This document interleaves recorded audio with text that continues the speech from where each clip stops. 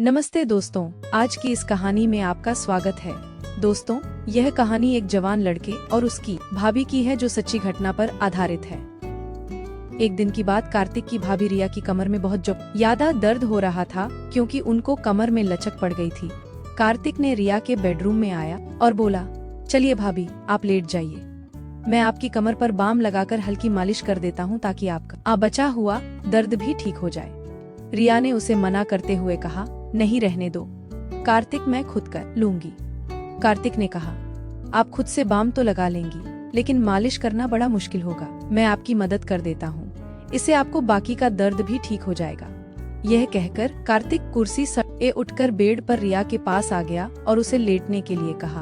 भाभी जी बताइए, कहाँ लगाना है रिया? कार्तिक की हमदर्दी और फिक्र देखकर अब उसे मना नहीं कर पाई। हकीकत में दर्द का बहाना बन आकर कार्तिक को परेशान करना चाहती थी। वह शर्माते हुए पेट के बल लेट गई और अपनी कमीज को कमर से थोड़ा ऊपर कर लिया और कहा, यहाँ पर लगाओ। कार्तिक ने थोड़ा सा बाम अपनी उंगलियों पर लिया और धीरे धीरे रिया की कमर पर मलने लगा। जैसे ही उसके हाथ रिया की पीठ पर पड़े, उसे एक सुकून का एहसास हुआ। कार्तिक ने धीरे धीरे मालिश करना शुरू कर दी और उसके हाथों का स्पर्श रिया को बहुत आरामदायक लगा। जब जब कार्तिक के हाथों की उंगलियां उसकी कमर बंद के पास आई, रिया का दिल जोर से धड़कने लगा, लेकिन उसने खुद को संयम में रखा और कार्तिक की मदद का आभार माना। कार्तिक ने पूछा, भाभी ज्यादा दर्द कहाँ हो रहा है? रिया उस समय थोड़ी असमंजस में थी, अनजाने में जवाब दे बैठी, थोड़ा सा नीचे है। कार्तिक ने फिर से थोड़ा और नीचे बाम लगाने की कोशिश की। भले ही वह मालिश सिर्फ औपचारिकता थी, लेकिन रिया को कार्तिक के हाथों का स्पर्श बेहद सुकून दे रहा था। भाभी जी, अगर आप सलवार को थोड़ा नहीं कर दे तो बाम अच्छे से लग सकेगा, कार्तिक ने कहा। इस पर रिया थोड़ी ही चकिचाना, फिर भी उसने अपनी सलवार को थोड़ा सा नीचे सरका दिया। नाड़े के बंद होने के कारण सलवार पूरी तरह से नीचे नहीं हो सकी, लेकिन कुछ हद तक सरक गई। कार्तिक ने फिर कहा, भाभी जी, आपकी त्वचा कितनी साफ है, बहुत ही गोरी है। कार्तिक की इस बात पर रिया के गाल शर्म से लाल हो गए, लेकिन वह उल्टी लेटी हुई थी, इसीलिए कार्तिक इसे देख नहीं सका। उसे यकीन था कि कार्तिक उसकी देखभाल में जुटा हुआ था और उसकी बातों में कहीं न कहीं इज्जत भी झलक रही थी। कार्तिक ने थोड़ी देर और मालिश की और जब रिया ने कहा कि अब ठीक है तो वो चुपचाप उठकर ऊपर चला गया। रिया को आज एक अलग ही सुकून महसूस हो रहा था। सालों बाद किसी ने उसे इस तरह से ध्यान दिया था जिसमें हमदर्दी और एक स्नेह छुपा था। कार्तिक के बारे में सोचते हुए कब नींद में खो गई, उसे पता ही नहीं चला। अगली सुबह जब जागी तो उसने खुद को तरोताजा और शांत महसूस किया। नहाने के बाद रिया ने बहुत सलीके से तैयार होकर ब्लैक रंग का सफेद कढ़ाई वाला जोड़ा पहना और ऊंची ही एल के सफेद सैंडल भी पहने। हल्का सा मेकअप करने के बाद वह किचन में नाश्ता तैयार करने लगी। नाश्ता बनाते समय हर बार वह किचन के दरवाजे पर आकर सीढ़ियों की ओर देख रही थी। कार्तिक एक काम पर जाने का समय हो गया था। जैसे ही वह नाश्ता तैयार करके बाहर आई, कार्तिक सीढ़ियों से नीचे उतर रहा था। आज तो बहुत ही बेहतर लग रही है भाभी जी, लगता है कल की मालिश का असर हुआ, कार्तिक ने मुस्कुराते हुए कहा। उसकी नजरें रिया के लिबास और फिर पेंसिल हिल वाले सैंडल पर थी। रिया ने भी मुस्कुराते हुए जवाब दिया, असर तो हुआ, लेकिन तुझे कैसे पता? कार्तिक थोड़ा शर्माते हुए बोला, भाभी जी, आज आपने हमेशा की तरह हील के सैंडल जो पहने हैं, तो मुझे लगा कि कमर का दर्द अब ठीक है। रिया ने हंसते हुए कहा, बिल्कुल बिल्कुल सही पहचाना तूने। अब डाइनिंग टेबल पर बैठ, मैं नाश्ता लेकर आती हूँ। फिर दोनों साथ में नाश्ता करने लगे। इसी बीच कार्तिक ने रिया से पूछा, भाभी जी, आप कभी साड़ी नहीं पहनती क्या? रिया ने जवाब दिया, पहनती हूँ, लेकिन बहुत कम साल में, एक आध बार, अगर कोई खास मौका हो तो। क्यों? कार्तिक ने कहा, नहीं, बस इसलिए कि मैंने आपको कभी साड़ी में नहीं देखा। मेरा ख्याल है आप पर साड़ी बहुत ही खूब जमेगी।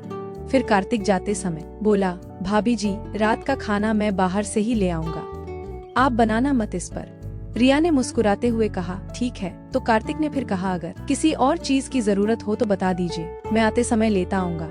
इस पर रिया ने कहा कि उसे किसी और चीज की जरूरत नहीं है। और फिर कार्तिक के जाने के बाद वह छोटे मोटे कामों में लग गई।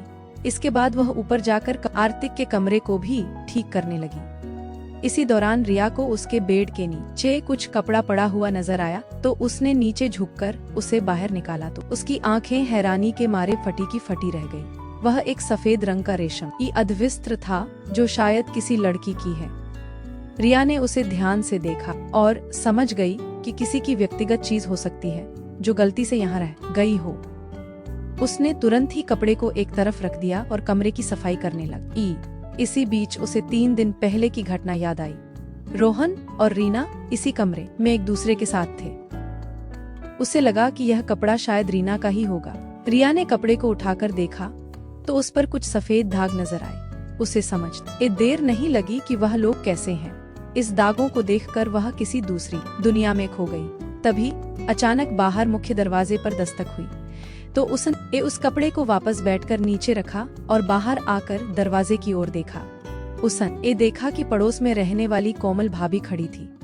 अरे भाभी, मैं अब ही आती हूँ, रिया ने कहा और जल्दी से कार्तिक का कमरा बंद किया और नीचे आकर दरवाजा खोला। कोमल, जो पड़ोस में रहती थी, अपनी उम्र के 35वें दशक में थी और घर में ही ब्यूटी पार्लर चलाती थी। कोमल अक्सर दोपहर में रिया के घर आ जाती थी या उसे अपने घर बुला लेती थी और दोनों इधर उधर की बातें करती थी। उस समय उस दिन भी रिया और कोमल गली मल्ली की ढेरों बातें कर रही थी। कोमल के जाने के बाद रिया ने एक बार फिर से नहाने का मन बना आया। सुबह कार्तिक ने साड़ी का जिक्र किया था, इसलिए नहाकर उसने नीले रंग की प्रिंटेड साड़ी पहन ली और साथ में सिल्वर रंग का पेंसिल हील वाले खूबसूरत सैंडल भी पहने। कार्तिक के आने का समय भी हो चला था और वह शाम के 4 बजे ही आ गया। जब रिया ने दरवाजा खोला तो कार्तिक उसे बड़े गौर से देखने लगा। उसे अपनी ओर इस तरह से ध्यान से एकता हुआ देख रिया मुस्कुराते हुए अदा से बोली, ऐसे क्या देख रहे हो? कार्तिक मुस्कुराते हुए बोला, वाकई भाभी, आज आप इस साड़ी में बहुत ही खूबसूरत लग रही हैं। यह कहकर वह अंदर आ गया और वह साथ में रात का खाना भी लाया था। भाभी, मैं ऊपर जा रहा हूँ, फ्रेश होने के लिए आप एक गिलास शरबत बना देंगी प्लीज? रिया ने उसकी ओर मुस्कुराते हुए देखा और कहा, हाँ हाँ, क्यों नहीं। उसके बाद कार्तिक ऊपर चला गया और फ्रेश होकर जब नीचे आया तो उसने एक आरामदायक टी शर्ट और शॉर्ट्स पहना हुआ था। रिया ने शरबत बनाया और उसे अपने बेडरूम में ले आई और उसने वहाँ पर कूलर लगा हुआ था। कार्त एक रूम में आकर सामने वाली कुर्सी पर बैठ गया और रिया भी बेड पर टांगे नीचे लटका कर बैठ गई। दोनों इधर उधर की बातें की। इस दौरान कार्तिक ने रिया से पूछा, भाभी, अब आपकी कमर का दर्द कैसा है? रिया मुस्कुराते हुए बोली, अरे अब तो मैं बिल्कुल ठीक हूँ, कल तहे इतनी अच्छी मालिश जो की थी। कार्तिक ने अपना शरबत का गिलास साइड टेबल पर रखते हुए कहा, भाभी आप आराम से लेट जाइए, मैं एक बार और बाम से आपकी मालिश कर देता हूँ ताकि आपकी तबीयत और भी अच्छी हो जाए। रिया ने मना करते हुए कहा, नहीं कार्तिक, मैं अब बिल्कुल ठीक हूँ। लेकिन कार्तिक ने कहा, भाभी आप मेरे लिए हमेशा इतना करती हैं, क्या मैं आपके लिए इतना भी नहीं कर सकता? चलिए लेट जाइए। रिया ने उसकी बात को टाल ना सकी और खाली ग्लास टेबल पर रखते हुए बोली, अच्छा बाबा, तू मानता नहीं, लेटती हूँ, पहले सैंडल तो उतार दूँ? सैंडल उतारने की जरूरत नहीं है भाभी, इतनी खूबसूरत सैंडल आपके हसीन पैरों की खूबसूरती को और भी बढ़ा रहे हैं, आप ऐसे ही लेट जाइए, कार्तिक ने थोड़ी चंचलता से कहा। रिया को उसकी बात पर हंसी आ गई और वह उसकी बात मानकर बेड पर लेट गई। उसने साड़ी पहनी हुई थी, इसीलिए उसकी कमर कार्तिक की नजरों के सामने थी। कार्तिक ने बाम को उंगलियों पर लगाया और रिया की कमर की मालिश करने लगा। रिया ने कार्तिक से पूछा, एक बात बता कार्तिक, तुझे मेरी ऊंची हील वाली सैंडल बहुत पसंद है ना? कार्तिक थोड़ा शर्माते हुए बोला, जी भाभी, आप बिल्कुल सही कह रही हैं, आपको अजीब लगेगा, लेकिन मुझे महिलाओं के पैरों में हाई हील वाले सैंडल बहुत आकर्षक लगते हैं और आप तो हमेशा ही हाई हील की सैंडल या चप्पल ही पहनी रहती हैं। रिया मुस्कुराते हुए बोली, अरे इसमें शर्माने वाली क्या बात है, और मुझे कुछ अजीब नहीं लगता, मैं तो तेरी भावनाओं को समझती हूँ। कार्तिक के हाथों से हो रही मालिश से उसे बहुत आराम मिल रहा था। कार्तिक के हाथ धीरे धीरे नीचे की ओर और बढ़ने लगे। रिया के मजाक के मूड को देखते हुए कार्तिक ने भी थोड़ा हिम्मत दिखाते हुए कहा, भाभी आपकी त्वचा कितनी नरम है, अगर आप चाहे तो साड़ी को थोड़ा नीचे कर लें ताकि मैं अच्छे से मालिश कर सकूं और साड़ी भी गंदी नहीं होगी। रिया ने थोड़ा शर्माते हुए साड़ी को थोड़ा ढीला कर दिया ताकि मालिश करने में आसानी हो सके। उसे पिछली रात की मालिश से बहुत सुकून मिला था, इसलिए उसने ज्यादा नानुक नहीं की। जैसे ही रिया ने साड़ी को ढीला किया, कार्तिक ने धीरे से साड़ी को नीचे की ओर कर दिया ताकि वह अच्छे से उसकी कमर की लिश कर सके। लेकिन उसी समय रिया को एहसास हुआ कि उसने जल्दबाजी में कोई गलती तो नहीं कर दी है और उसे थोड़ी असहजता महसूस हुई।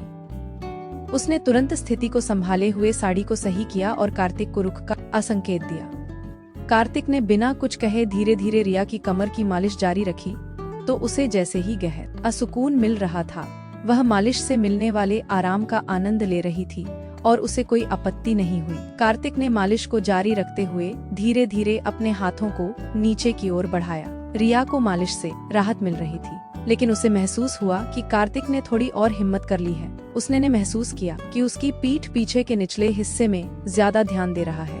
रिया को यह महसूस हुआ कि उसके साड़ी कोट थोड़ा और ढीले हो गए हैं और उसने वो सब किया।